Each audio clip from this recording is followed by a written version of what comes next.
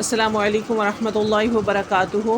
رب اشرح لی صدری ویسر لی امری واحلل عقدۃ من لسانی یفقہوا قولی۔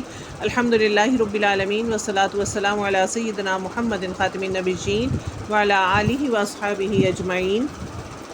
آج ہم 19ویں حدیث کے بارے میں پڑھیں گے، اور یہ رسول اللہ صلی اللہ علیہ وسلم کے ارشاد کی تفصیل کہ میں تم سب سے زیادہ اللہ کو جانتا ہوں۔ اگر اس میں ہم حدیث مبارکہ 19 کا مطالعہ کریں، محمد بن سلام نے بیان کیا، وہ کہتے ہیں کہ انہیں عبد نے خبر دی، وہ ہشام سے نقل کرتے ہیں۔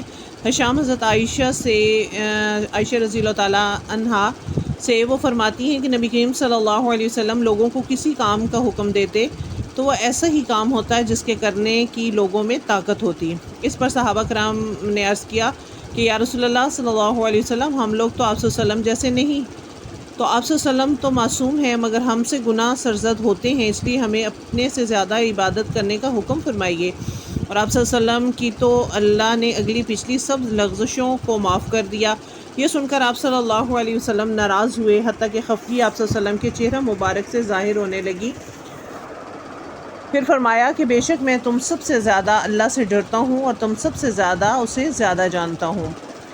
اس باب کو دیکھا جائے، اس کے عنوان کو، تو اس میں امام بخاری یہ ثابت کرنا چاہتے ہیں کہ ایمان کا تعلق دل سے ہے، اور دل کا یہ فعل ہر جگہ یکساں نہیں ہوتا۔ نبی کریم صلی اللہ علیہ وسلم کے قلب کی ایمانی کیفیت تمام صحابہ کرام اللہ علیہم اجمعین اور ساری مخلوقات سے بڑھ کر تھی۔ حدیث سے یہ بھی معلوم ہوتا ہے کہ عبادت میں میانہ روی ہی خدا کو پسند ہے۔ ایسی عبادت جو طاقت سے زیادہ ہو، اسلام نے فرض ہی نہیں کی۔ اس کی فرض کی ہوئی عبادتیں انسان کو ایک متوازن اور خوشگوار زندگی بخشتی ہیں، جن کی بدولت ایک طرف آدمی عبدیت کے جذبے سے سرشار ہوتا ہے اور دوسری طرف خدا کی اس دنیا کو بنانے اور سنوارنے کے لیے اپنی صلاحیتیں ٹھیک ٹھیک خرچ کر سکتا ہے۔